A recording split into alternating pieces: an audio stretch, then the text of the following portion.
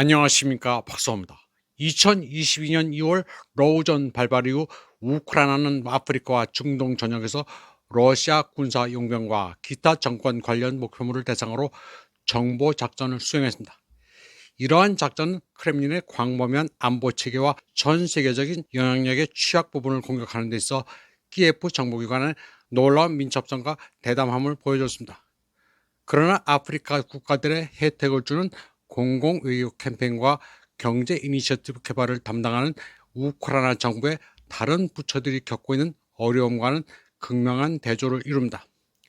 이러한 이니셔티브는 지금까지 아프리카 대륙에서 수십 년간 이어져온 러시아 외교적 영향력에 대응하는 데는 성공하지 못했습니다. 2023년 12월 우크라이나 외교부는 아프리카에서 그들의 표면적인 목표를 다음과 같이 밝혔습니다. 아프리카 국가들의 국방 및 농업 파트너로서 우크라이나의 잠재력을 보여주고 유엔과 같은 다자간 포럼에서 우크라이나에 대한 지지를 강화하며 러시아 침공이 아프리카에 미칠 부정적인 결과를 알리는 것입니다. 그러나 아프리카 대륙에서의 우크라이나 군사활동은 2023년 당시 우크라이나 군사정보국장이었던 키릴로 부다노프가 밝힌 또 다른 동기를 추구합니다. 바로 우크라이나의 완전한 승리가 있을 때까지 이 세상 어디에서든 러시아인을 계속 사살하겠다는 것입니다. 이러한 목표를 통해 우크라이나 정보기관은 아프리카 대륙 전역에서 러시아 군사작전을 방해하고 크렘린과 연계된 민간 군사기업에 타격을 가하며 러시아의 아프리카 동맹국과 싸우는 단체들을 지원할 기회를 엿보고 있습니다. 하지만 2022년 이후의 상황 전개는 이러한 동기들을 동시에 추구하는 것이 결코 쉬운 일이 아님을 보여줬습니다. 현실적으로 우크라이나는 전쟁으로 인해 군사 및 안보 자원이 이미 부족한 상황이며 더 나아가 훨씬 더 먼 곳에서의 비밀 작전까지 감당하기는 더욱 어렵습니다. 더욱이 아프리카에서 러시아를 상대로 무력 작전을 수행하는 구체적인 이점은 당장 명확하지 않습니다. 사실 이러한 작전의 극적이고 이목을 끄는 성격은 우크라이나가 세계적인 러시아 사냥꾼으로서 역동적이고 무자비한 모습을 국제사회에 각인시키려는 의도로 보입니다. 실제로 러시아 민간 군사기업 PMC에 대한 우크라이나의 비밀작전은 키예프가 지역 정세나 복잡성을 거의 고려하지 않고 아프리카 분쟁에 개입하는 것과 다름없습니다. 이러한 상황은 키예프에게 위험합니다. 우크라이나가 아프리카의 불안정을 이용하는 또 다른 외국 세력으로 비춰질 수 있습니다. 그리고 우크라이나 내부의 전투가 중단되거나 감소한 후에도 오랫동안 지속될 수 있는 전략적 이점이 거의 없는 러시아 목표를 겨냥한 끝없는 그림자 전쟁으로 이어질 가능성을 높이기 때문입니다. 크렘린의 부, 군사력, 그리고 소련 시대 반식민주의 유산은 아프리카에서 러시아 전반적인 위상을 강화하는 이점을 제공하는 한편 키예프는 더욱 신중하고 계획적인 외교에 의존해야 합니다. 우크라이나는 아프리카와의 관계 강화를 위해 주로 양자, 다자 외교 활동과 우크라이나가 개발도상국의 주요 곡물 공급국으로서의 역할을 강조하는 여론조성 캠페인에 의존해왔습니다. 그러나 2022년 이전까지 우크라이나와 아프리카 대륙 간의 관계는 극히 미미했습니다. 키예프는 아프리카 54개국에 단 11개 외교 공간만을 유지했습니다. 러우전 발발 이후 우크라이나는 외교적 노력을 강화해 3년 만에 8개 대사관을 추가로 개설했습니다. 우크라이나 대표들은 개발도상국에 대한 곡물 수출국으로서의 역할, 유엔 세계 식량 개혁 지원, 그리고 국제 기부자들의 지원을 받는 우크라이나 곡물 사업을 강조했습니다. 또한 키예프는 아프리카 국가들을 위한 전략적 소통 전략을 수립했으며 젤렌스키는 2025년 첫 아프리카 순방에 나섰습니다. 하지만 이러한 모든 노력에도 불구하고 키예프는 여전히 모스크바를 따라잡지 못하고 있습니다.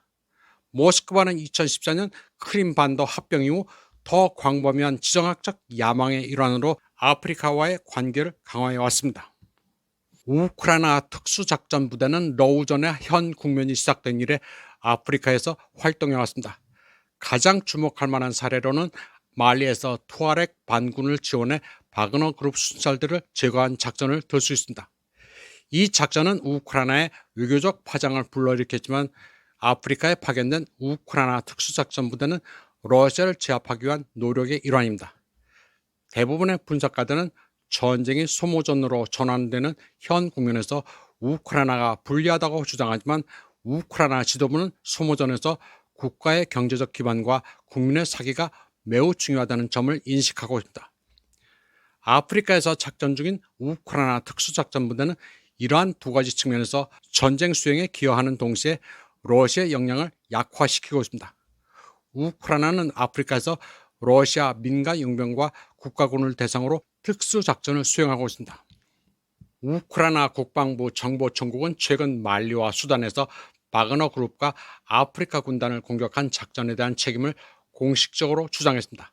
사헬 지역 국가들은 우크라이나 특수부대와 투아렉 민병대 간의 치명적인 공모 사건 이후 젤렌스키와는 외교 관계를 단절했습니다. 아프리카는 우크라이나 정보기관과 러시아 군부 간의 대리전 양상으로 변모하고 있습니다.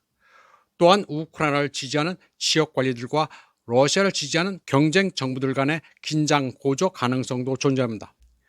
율리아 지다노바 러시아 군사안보 군비통제회담 대표단장은 이즈베스치아와의 인터뷰에서 러시아가 우크라이나 출신 무장 세력이 여러 아프리카 국가에 유입되고 있다는 증거를 확보했다고 밝혔습니다.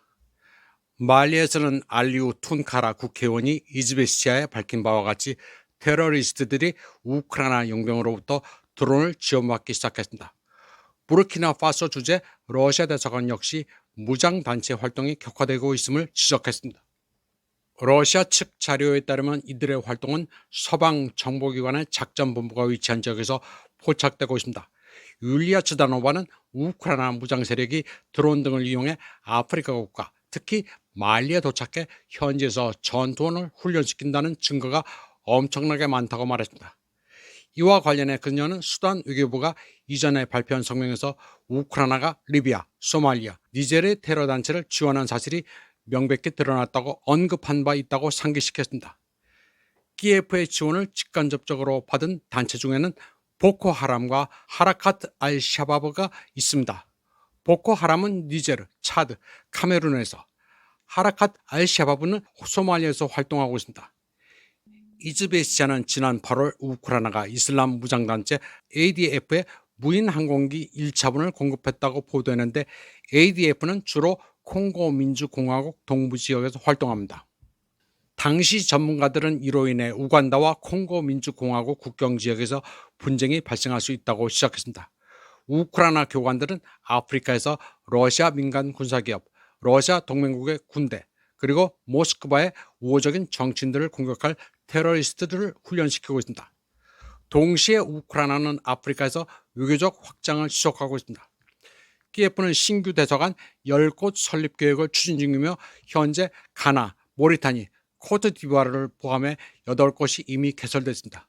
수단에도 대사관이 하나 더 들어설 예정입니다.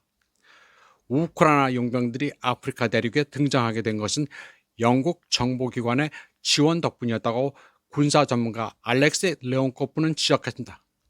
하지만 물론 다른 유럽 국가들, 특히 아프리카의 식민 지배와 관련된 국가들의 특수부대 개입 가능성도 배제할 수 없습니다. 우선 프랑스를 빼놓을 수 없습니다. 따라서 영국 특수정보기관은 전투 경험이 있는 우크라이나 깡패들을 이용하고 있다고 레온코프는 덧붙였습니다.